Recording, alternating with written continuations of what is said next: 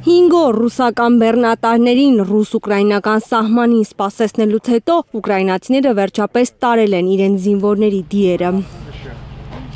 1212 մարմին է տվել ռուսական կողմը, հայտնում է ռազմագերիների գործով զբաղվող Ուկրաինայի համակարգող շտաբը։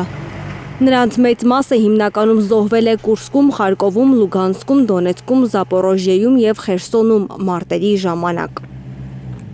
Զոհված պաշտպանները վերադարձվել են ռազմագերիների հարցերով համակարգող շտաբի, Ուկրաինայի անվտանգության ծառայությանը կից կենտրոնի, Ուկրաինայի զինված ուժերի, Ուկրաինայի ներքին գործերի նախարարության և այլ կառույցների աշխատակիցների համատեղ ջանքերի արդյունքում։ Մենք մեր երախտագիտությունն ենք հայտնում Կարմիր խաչի միջազգային կոմիտեին։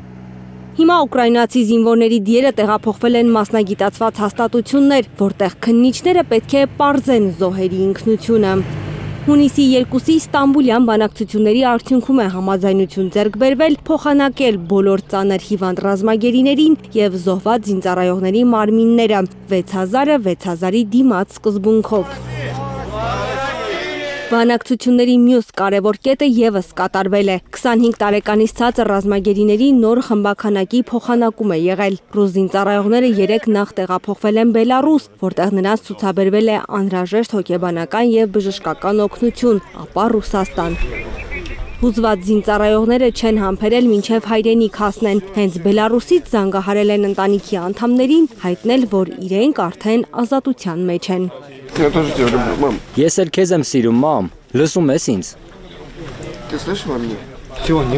Վերջ, մի լացիր, ես ինքս էլ հուզված եմ, ամեն ինչ լավ է, ամեն ինչ լավ է։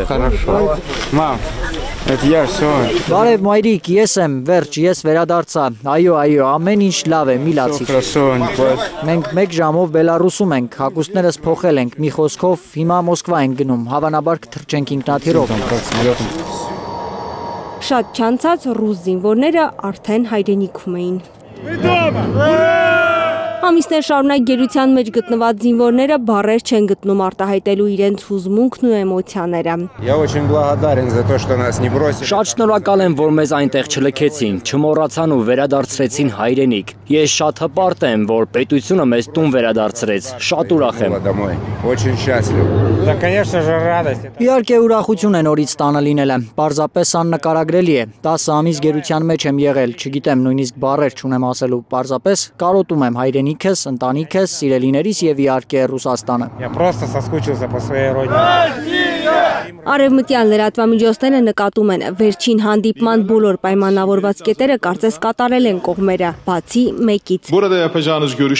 Ոչ պաշտոնական տեղեկություններով ռուսները հունիսի 2-ին փակ դռների հետևում պայման էին դրել ուկրաինացիների դիմաց ճանաչել Դոնեցկի, Լուգանսկի, Խերսոնի ու Զապորոժիեի մարզերը որպես Ռուսաստանի անբաժան մաս։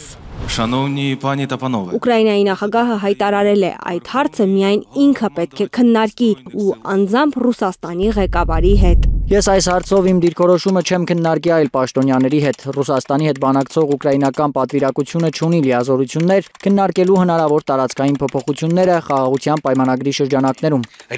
Զելենսկին սակայն պնդել է, Ուկրաինան իր օկուպացված տարածքները դե յուրե չի ճանաչում որպես Ռուսաստանի մաս։ Զելենսկիի այս հայտարարությունից հետո Ռուսաստանի նախագահի օգնական Վլադիմիր Մեդինսկին, որ Ստամբուլյան 2 հանդիպումների ժամանակ գլխավորում էր ռուսական պատվիրակության կազմը, հայտարարել է, թե Կիևը պատրաստ չէ բանակցությունների։ Հասմիկ Սերոբյան, Սմբատ Ասլիկյան, Հայլուր։